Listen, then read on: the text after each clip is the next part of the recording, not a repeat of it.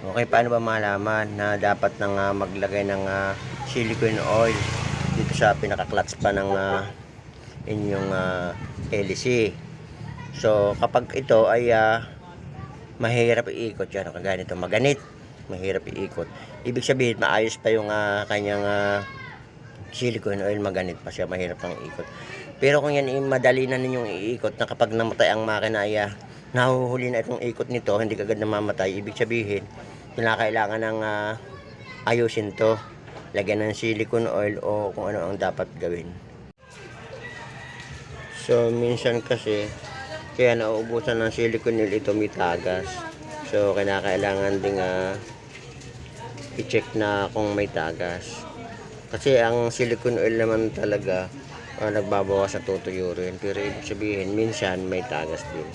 Okay, start natin para maipakita ko sa inyo na kapag namatay yung makina, dapat ito biglang tigil din. Hindi po pwedeng nakapatay na ang makina, nahuhuli siyang umikot.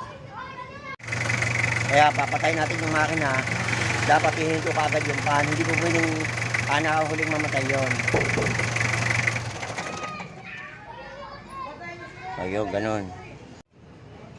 Okay, ganun lang kung paano malaman kung dapat nang lagyan ng silicone oil ang clutch pa ng inyong sasakyan.